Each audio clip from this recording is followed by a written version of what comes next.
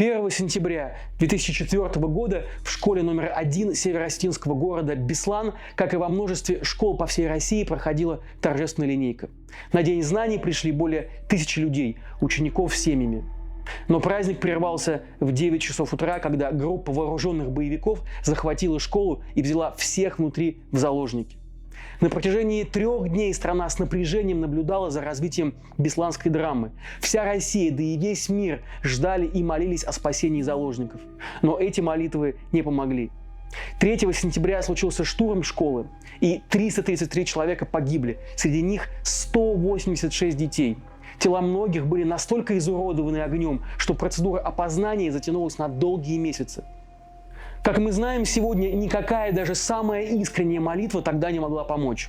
Школа была обречена на штурм, и эти 333 заложника были обречены на страшную смерть.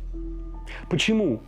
Об этом наше сегодняшнее видео. С вами Павел Коныгин, и это формат разбора. Подписывайтесь на наш канал, ставьте лайки, пишите комментарии. Так вы поможете распространить правду.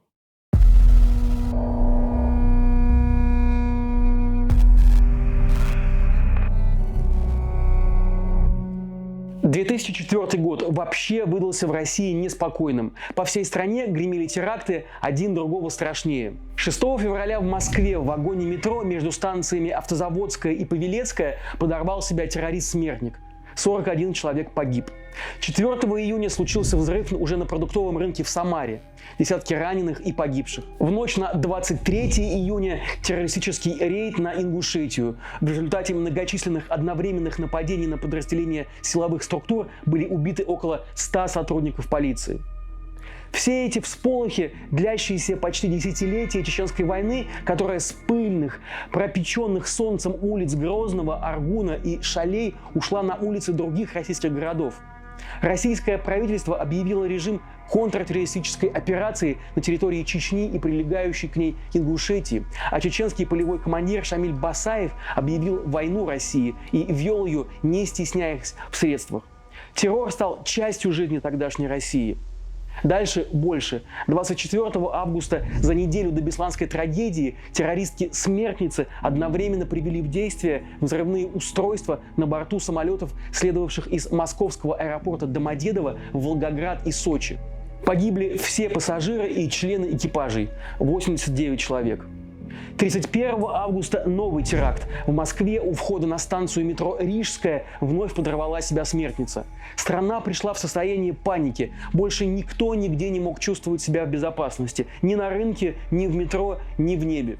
Казалось, что ничего страшнее уже просто не может произойти. Но, как мы знаем, теперь, в те самые минуты, когда москвичи несли цветы к метро Рижская, когда в аэропорту Домодедово продолжались следственные действия, в лесном массиве близ ингушского селения Инарки уже собралась группа боевиков, которая следующим утром проселочными тропами подобралась в осетинский Беслан, чтобы совершить один из самых кровавых терактов в истории человечества.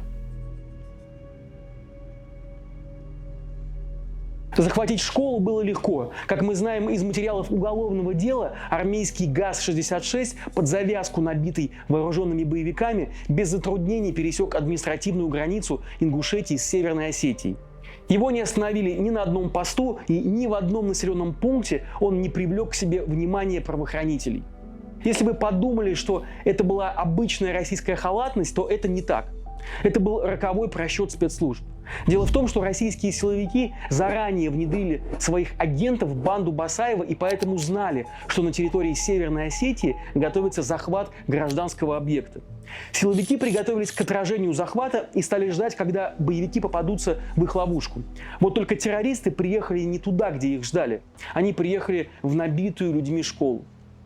Всех захваченных людей автоматными очередями они загоняли в раскаленный на солнце спортивный зал, который заминировали самодельными взрывными устройствами. Здесь же в зале на глазах у детей они практически сразу расстреляли 6 мужчин, заложников, то есть опасались сопротивления или хотели показать Москве всю серьезность своих намерений. А Москва, похоже, эту серьезность осознавала не до конца. ну или специально этого не признавала. В самых первых сообщениях центральных СМИ говорилось о том, что в захваченной школе террористы удерживают около 120 заложников. Ну а чуть позже стали говорить о 354 жертвах. На этой отметке данные о количестве жертв замерли до дня страшной развязки. Между тем, уже в первый день оперативный штаб, который возглавили московские генералы ФСБ, конечно же, знал о реальном количестве заложников в школе. А их было более 1000. Знал об этой цифре и Дмитрий Песков, тогда, в 2004 году, замглавы администрации президента, отправленный в Беслан, чтобы руководить пресс-штабом. Это сегодня он, пресс-секретарь президента, который много понимает в пиаре. Вскоре после захвата террористы отправили в штаб одну из взрослых заложниц, Ларису Мамитову. Она должна была передать видеокассету с требованиями террористов. Первым и главным их требованием было ожидаемое – прекратить войну в Чечне. Также террористы называли точное количество заложников и имена людей, которых хотели бы видеть в качестве переговорщиков. Это были тогдашний президент Ингушетии Мурат Зязиков и президент Осетии Александр Дзасохов, а также детский доктор Леонид Рошаль и советник президента Асламбек Аслаханов. Вместе с видеозаписью террористы передали и телефон, по которому ожидали предложения о переговорах. Кремль это послание проигнорировал. Кассета была объявлена пустой, а телефонный номер заблокированным. Риторика освещения трагедии в центральных СМИ не поменялась. 354 заложника и ни одним больше. Почему Москва врала о числе заложников? Почему не признавалась гражданам в подлинном масштабе случившейся трагедии? Тогда, в 2004 году, власть еще боялась реакции граждан. Она еще принимала в расчет возможные последствия того, что проморгала такую беду, и что даже в какой-то момент помогла ей случиться. Ну и разве общественность поняла бы штурм, если в школе больше 1000 заложников? А что скажет избиратель, если этот штурм провалится, а он провалится? Такие чудеса даже израильтянам не под силу были. Почему не переговоры, спросил бы избиратель и оказался бы прав. Власть намотала на ус этот урок, и теперь, 17 лет спустя, Кремлю нечего бояться народа России. Народ вышкален, он выдрессирован, он выхолощен. И важным шагом на пути к этому стал Беслан. Почему не переговоры? Мог бы и сегодня спросить условный избиратель, если бы ему оставили такую возможность и не отбили привычку задавать вопросы. Но в самом деле, а почему не переговоры? Ответ на этот вопрос банальный и очень страшный. Давайте по порядку. Уже 1 числа журналистка «Новой газеты» Анна Политковская, много работавшая в Чечне, вышла на связь с избранным президентом сепаратистской Чеченской республики Ичкерия Асланом Масхадовым. Масхадов, харизматичный и легитимный лидер чеченского народа, на тот момент скрывался в горных лесах, прекрасно понимая, что российские силовики ведут на него охоту. Он давно уже был объявлен Москвой сепаратистом и террористом, и в качестве чеченского лидера Россию не интересовал. Наоборот, Кремль был заинтересован в том, чтобы у Чечни не было таких вот лидеров. А интерес Политковской был ровно обратным. Она надеялась на авторитет Масхадова в переговорах с захватчиками, рассчитывала, что это может переломить ход трагедии. Масхадов откликнулся и согласился помочь, но выдвинул одно условие – его должны сопровождать журналисты. Теперь это смотрится наивно, но тогда Масхадов полагал, что публичность убережет его от ликвидации. Сопровождать Масхадова согласились двое – Анна Политковская, которая привлекла его, а также Андрей Бабицкий, корреспондент «Радио Свобода», в то время крайне популярная в Чечне фигура. Но, как мы знаем, теперь Кремлю переговорщики были не нужны. Поэтому по подозрительному стечению обстоятельств ни один из журналистов так и не попал на встречу с Масхадовым. Бабицкий был задержан при вылете в московском аэропорту Внуково. Он якобы затеял пьяную драку с сотрудниками полиции. А Политковская получила тяжелейшее отравление неизвестным токсином. Ее в бессознательном состоянии сняли с рейса Москва-Ростов вечером 1 сентября. Участие Масхадова в разрешении бесланского кризиса так и не состоялось. А несколькими месяцами позже, в марте 2005-го, он был ликвидирован, как тогда модно было говорить, спецназом ЦСН ФСБ. По всем каналам показали его труп так, чтобы зрителям и в голову не пришло увидеть в нем харизматичного чеченского лидера, который мог бы прийти в Беслан и спасти детей. Так что ответ на вопрос о том, почему не переговоры, до неприличия прост. Представьте, какую популярность и народную любовь завоевал бы тот, кто не побоялся бы зайти в заминированную школу и спасти сотни детей. А Кремлю не нужен был спаситель детей.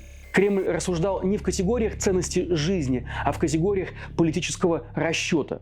Участие Масхадова, да и любого другого эффективного переговорщика неминуемо бы отняло политические очки у Путина. И жизни заложников не могли перевесить это обстоятельство. Однако самоотверженный переговорщик все же нашелся.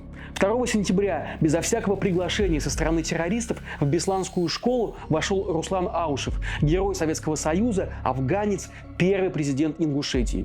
Среди захватчиков школы было много ингушей, а среди ингушского народа Аушев пользовался и по сей день пользуется огромным уважением.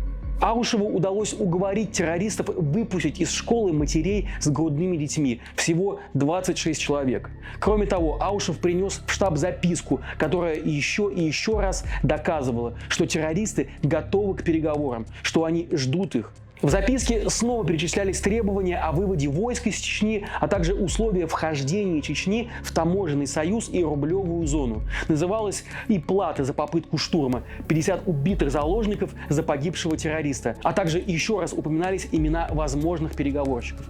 Ни один из этих людей в школе так и не появился.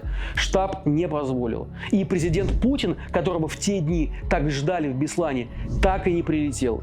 Переговоров и не предполагалось. Руководство штаба, а это московские генералы Центра спецназначения ФСБ России, за пару лет до этого имевшие не менее трагический опыт с захватом заложников Нордоста, и здесь изначально были ориентированы на штурм. 2 суток напуганные, изможденные жаждой, голодом и жарой и смрадом заложники ждали спасения. 2 суток их близкие не могли найти себе места от отчаяния. Они толпились у школы и молили о помощи. 3 сентября в час дня мучительное ожидание закончилось. Школа содрогнулась от 2 взрывов. В результате загорелась крыша спортзала, где и сидели заложники, и начался штурм. Что было дальше? Герои штурма бросились выводить заложников, пожар потушили, силовики действовали осторожно, чтобы не спровоцировать большие жертвы.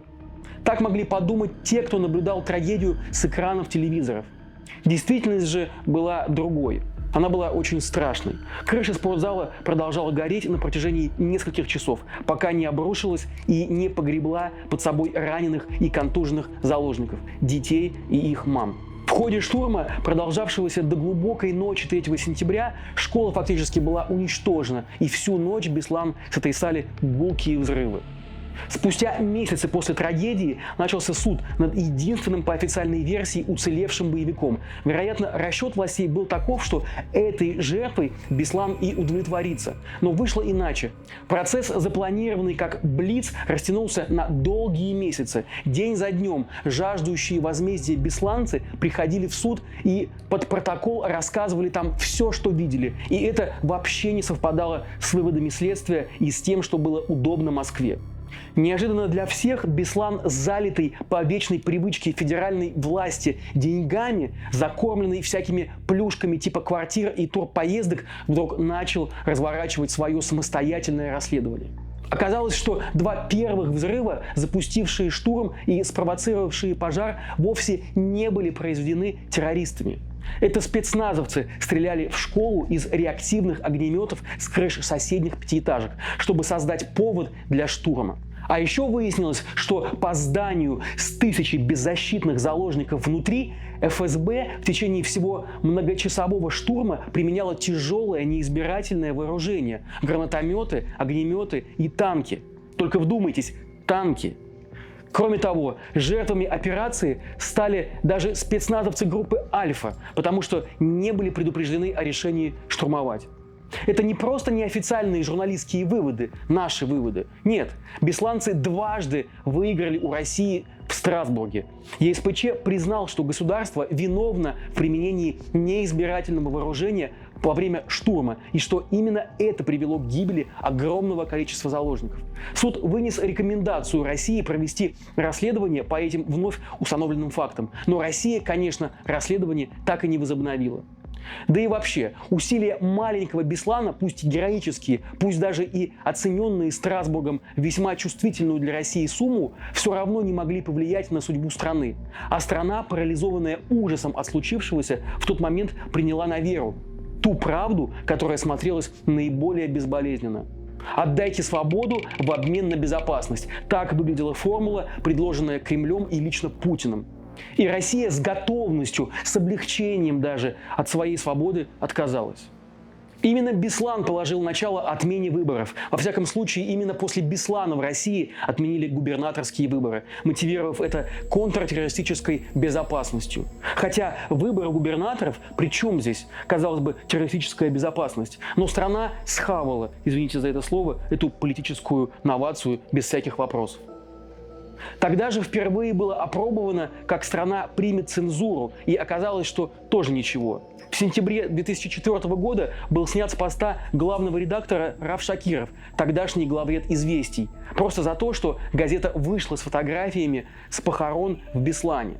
Вскоре и вся команда «Известий» сменилась. Некогда респектабельная газета превратилась в рупор пропаганды, и никто в России не придал значения этому прецеденту.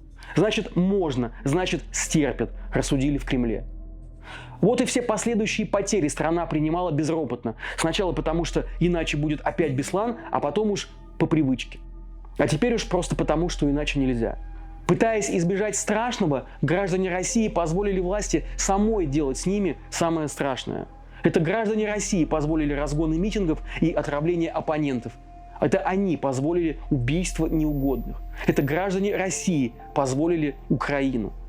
Все это сделали граждане России образца 2004 года. Но прошло 17 лет. Выросли новые граждане, которые будут задавать власти новые вопросы. И вот готова ли к ним власть? Или она надеется на прежние байки? Продолжение следует.